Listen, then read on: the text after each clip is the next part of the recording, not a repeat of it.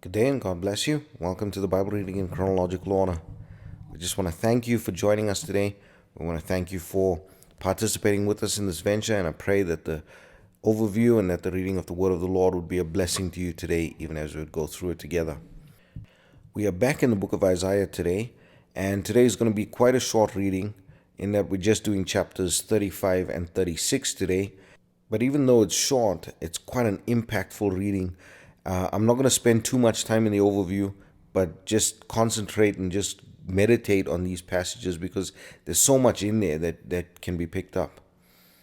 When we get to chapter 35, we see that this chapter deals with the joyful flourishing of Christ's kingdom. And it talks so beautifully of what we can expect in the kingdom of Christ.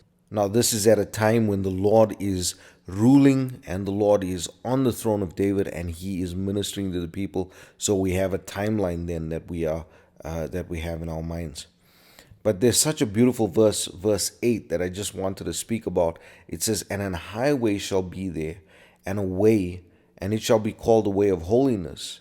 The unclean shall not pass over it, but it shall be for those, the wayfaring men, though fools shall not err therein." Now, this is something that is quite dear to us in that we know that the Lord says He is the way, the truth, and the life. The early Christians were known as followers of the way. And so when you read this verse and you see how many times it says the highway. Now, if we can take it and just look at it, it is not just a highway like we would assume, but it is the high way. And then it says, and a way, and the wayfaring men that walk thereon. Now, this is so beautiful. This is the Lord declaring His path, Himself as the way. And we see that in the New Testament then, and we can just take that into light there. Then we look at chapter 36. And this chapter deals with the invasion of Judah by Sennacherib, king of Assyria. And we see that Sennacherib sends Rabshakeh with a message to King Hezekiah. And Rabshakeh delivers these blasphemous persuasions to the people. And he talks about things that really he does not understand. And so take time in going through this, because we're going to look at it and you'll see that he is speaking about things in a way and telling the people how they need not trust in the Lord, and how the king of Assyria has this great power and this might to do as he wishes and as he wills. And so when we look at it, just contemplate that, taking into account the typology here of the king of Assyria and what that represents, and the Lord, and the way that Israel is supposed to be walking after the Lord, the way Judah is supposed to be walking after the Lord, and the things that they have done to forsake the Lord their God. So just take that into account as you go through this passage. We're going to leave it there. I pray that the Lord would bless you and keep you. May His face shine upon you. May He give you peace. God bless you as you enjoy the reading of the Word today. Chapter 35. The wilderness and the solitary place shall be glad for them, and the desert shall rejoice and blossom as the rose. It shall blossom abundantly, and rejoice even with joy and singing. The glory of Lebanon shall be given unto it, the excellency of Carmel and Sharon. They shall see the glory of the Lord, and the excellency of our God. Strengthen ye the weak hands, and confirm the feeble knees. Say to them that are of a fearful heart, Be strong, fear not. Behold, your God will come with vengeance, even God with a recompense. He will come and save you. Then the eyes of the blind shall be opened, and the ears of the deaf shall be unstopped. Then shall the lame man leap as an hart, and the tongue of the dumb sing.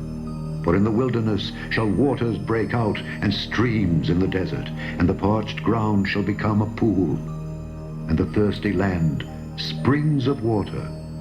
In the habitation of dragons, where each lay, shall be grass with reeds and rushes. And an highway shall be there, and a way, and it shall be called the way of holiness. The unclean shall not pass over it, but it shall be for those.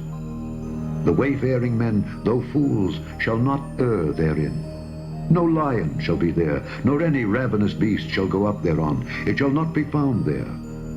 But the redeemed shall walk there. And the ransomed of the Lord shall return, and come to Zion with songs and everlasting joy upon their heads.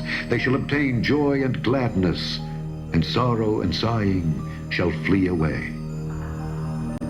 Chapter 36. Now it came to pass in the 14th year of King Hezekiah, that Sennacherib king of Assyria came up against all the defenced cities of Judah, and took them. And the king of Assyria sent Rabshakeh from Lachish to Jerusalem unto King Hezekiah with a great army. And he stood by the conduit of the upper pool, in the highway of the fuller's field. Then came forth unto him Eliakim, Hilkiah's son, which was over the house, and Shebna the scribe, and Joah, Asaph's son, the recorder. And Rabshakeh said unto them, Say ye now to Hezekiah, Thus saith the great king, the king of Assyria, What confidence is this wherein thou trustest? I say, sayest thou, but they are but vain words, I have counsel and strength for war. Now on whom dost thou trust, that thou rebellest against me? Lo, thou trustest in the staff of this broken reed, on Egypt, whereon if a man lean, it will go into his hand and pierce it. So is Pharaoh king of Egypt to all that trust in him. But if thou say to me, We trust in the Lord our God, is it not he whose high places and whose altars Hezekiah hath taken away, and said to Judah and to Jerusalem, Ye shall worship before this altar?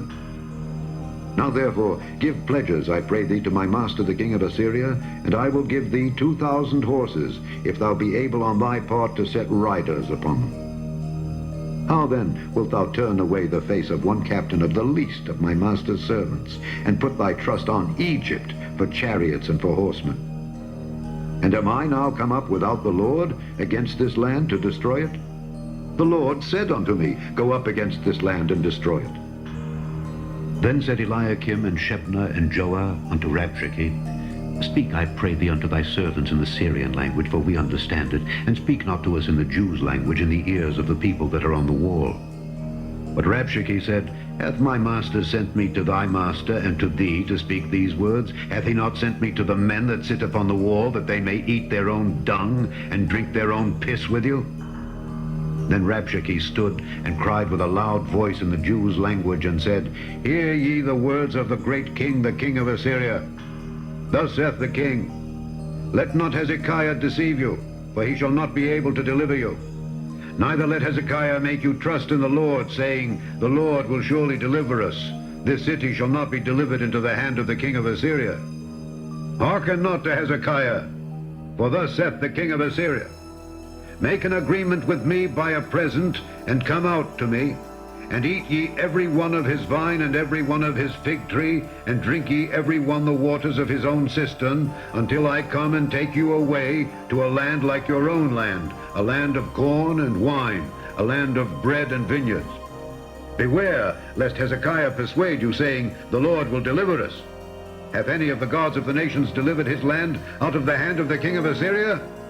Where are the gods of Hamath and Arphad? Where are the gods of Sepharvaim? And have they delivered Samaria out of my hand? Who are they among all the gods of these lands that have delivered their land out of my hand, that the Lord should deliver Jerusalem out of my hand? But they held their peace, and answered him not a word. For the king's commandment was, saying, Answer him not. Then came Eliakim the son of Hilkiah, that was over the household, and Shebna the scribe, and Joah the son of Asaph the recorder, to Hezekiah, with their clothes rent, and told him the words of Rabshakeh.